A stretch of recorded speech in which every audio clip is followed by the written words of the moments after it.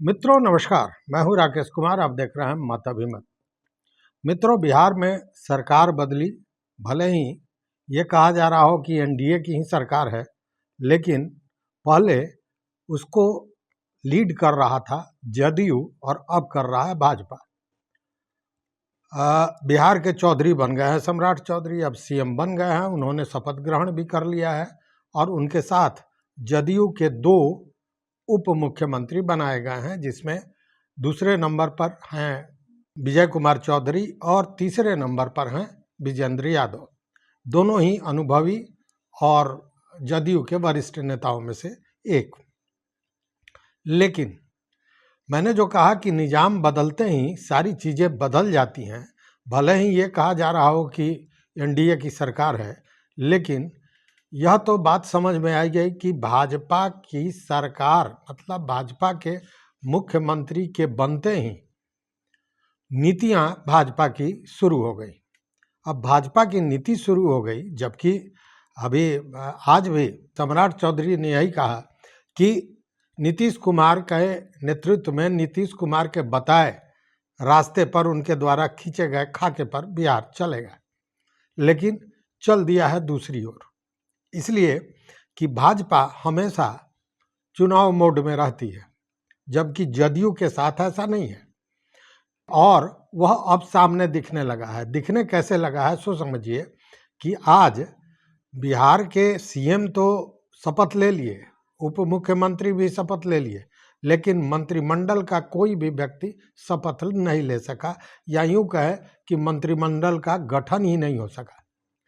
कारण क्या है? कारण ये कि भाजपा हमेशा चुनावी मोड में रहती है और अभी 5 राज्यों में जो चुनाव होने जा रहा है, जिसमें पांडिचेरी, केरल, पश्चिम बंगाल, आने वाले समय में यूपी, इन सारी चीज़ों को लेकर एक फ़ोन आता है नीतीश कुमार के यहाँ, जो बताई जाती है, और उस फोन के बाद पूरा मंत्रिमंडल का खाका बदल जाता है। बताते हैं कि नीतीश कुमार ने अपने 8 लोगों को ये कह दिया था कि मंत्री पद का शपथ लेने के लिए तैयार हो जाइए, तैयारी कर लीजिए। लेकिन कल रात एक फ़ोन दिल्ली से आता है और फिर इन सारे जो योजनाएं थी उस पर पानी फिर जाता है। इसलिए कि भाजपा का ये कहना है कि अभी कई राज्यों में चुनाव हो रहे हैं और अभी मंत्रिमंडल के मंत्रियों का चयन करने का समय नहीं है, और उसी के चलते अब यह मंत्रिमंडल का जो गठन होने जा रहा है वह 4 मई के बाद होगा, संभवतः 4 से 7 के बीच में। अब आप जरा अंदाज कीजिए कि इसे क्या कहेंगे। निजाम बदला तो स्थितियां बदल गई। दिखने लगा कि भाजपा की नीतियां लागू हो गई हैं बिहार पर। अब आप एक चीज जरा समझिए कि चुनाव के पहले से ही कहीं ना कहीं प्रशासनिक काम बिहार का ठप था, या यूं कहे बहुत धीमा था। और जब नई सरकार नीतीश जी की बनी, उसके बाद से ही यह शुरू हो गया कि दोनों एलआई पार्टियों में, मतलब जदयू और भाजपा में खींचतान चल रहा है। फिर नीतीश कुमार के राज्यसभा में जाने की बात, फिर कौन बनेगा सीएम, यह चलता रहा। इस पूरे प्रकरण में प्रशासनिक कार्य लगभग बहुत धीमी गति कहें या यूं कहें कि ठप था। हमारी बात कई पदाधिकारियों से हुई, उन लोगों ने भी यही बताया कि अब सरकार किसकी बनती है इसी का इंतजार हम लोग भी कर रहे हैं।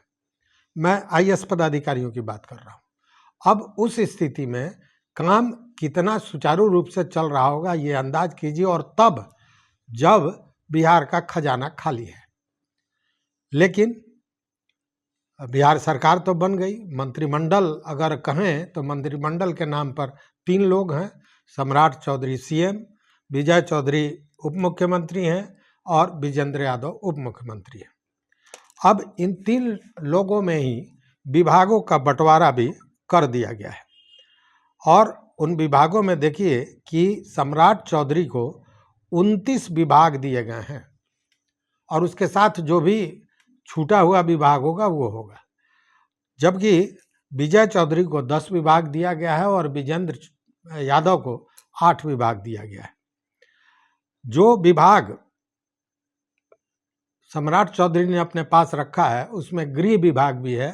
वही गृह विभाग जिसको लेकर तमाम तरह के कयास लगाए जा रहे थे कि गृह विभाग को लेकर जदयू और भाजपा के बीच रस्साकसी चल रही है और इसको लेकर कुछ भी हो सकता है।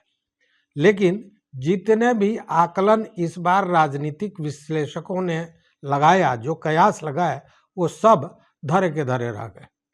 चूंकि एक बार चू चपड़ भी नीतीश कुमार ने नहीं किया इस विभाग को लेकर, मतलब गृह विभाग को लेकर और विधानसभा अध्यक्ष के मामले को लेकर। खैर, अभी जो विभाग सम्राट चौधरी के पास है उसमें है सामान्य प्रशासन, गृह विभाग, मंत्रिमंडल सचिवालय, निगरानी, निर्वाचन, राजस्व एवं भूमि सुधार, खान एवं भूतत्व, नगर विकास एवं आवास, स्वास्थ्य, विधि, उद्योग, पथ निर्माण, कृषि, लघु जल संसाधन, श्रम, युवा रोजगार एवं कौशल विकास, पर्यटन, कला एवं संस्कृति, डेयरी, मत्स्य एवं पशुपालन, आपदा प्रबंधन, पिछड़ा वर्ग एवं अति पिछड़ा वर्ग कल्याण, अनुसूचित जाति एसटी कल्याण, सूचना प्रौद्योगिकी, खेल, सहकारिता, पर्यावरण, वन एवं जलवायु परिवर्तन, गन्ना उद्योग, लोक स्वास्थ्य अभियंत्रण, पंचायती राज और ऐसे सभी विभाग जो जिनका बंटवारा नहीं हुआ है। उसी तरह विजय कुमार चौधरी के पास है जल संसाधन, संसदीय कार्य, सूचना एवं जनसंपर्क, भवन निर्माण, अल्पसंख्यक, शिक्षा, विज्ञान प्रौद्योगिकी एवं तकनीकी शिक्षा, ग्रामीण विकास, परिवहन और उच्च शिक्षा। उसी तरह विजेंद्र यादव को जो 8 विभाग दिए गए हैं उसमें है ऊर्जा, योजना एवं विकास, मद्य निषेध, उत्पाद एवं निबंधन, वित्त, वाणिज्य कर, समाज कल्याण, खाद्य एवं उपभोक्ता संरक्षण एवं ग्रामीण कार्य। अब ये 3 लोग मिलकर सरकार चलाएंगे। अभी तत्काल जो 20-25 दिन अभी सरकार चलेगी। अब इसी से अंदाज कर लीजिए कि सरकार कितनी गति में चलेगी। खजाना खाली, काम की गति धीमी। जिन विभागों में मंत्री नहीं है, देखिए 29 विभाग, 10 विभाग और 8 विभाग की बात करें, भले विभाग का बंटवारा हो गया हो, लेकिन यह बात मान के चलिए कि जब तक मंत्रिमंडल का गठन नहीं होता है तब तक काम सुचारू रूप से चलने वाला नहीं है। हालांकि जो आज सम्राट चौधरी ने शपथ ग्रहण किया उसके बाद उन्होंने अपने लोगों के साथ, अपने पदाधिकारियों के साथ बैठक भी की। बैठक में भ्रष्टाचार पर लगाम लगाने की चर्चा हुई। ये सारी चीज़ें चल रही हैं, लेकिन बिहार रुका हुआ है, बिहार ठप है। स्थितियाँ यही देखने को मिल रही है। मतलब भाजपा सरकार के आते ही भाजपा की नीतियाँ साफ दिखने लगी हैं, भले ही ढोल जो भी पीटा जा रहा हो। तो इस वीडियो में बस इतना ही। मित्रों, इस पर आपका क्या विचार है, आपका क्या मत है, ज़रूर हमारे कमेंट बॉक्स में बताइए। देखते रहिए मत अभिमत। चैनल पर नए हो सब्सक्राइब कीजिए, लाइक कीजिए, दोस्तों के साथ शेयर कीजिए और अपना विचार जरूर दीजिए। बहुत बहुत धन्यवाद। कोटिशः आभार।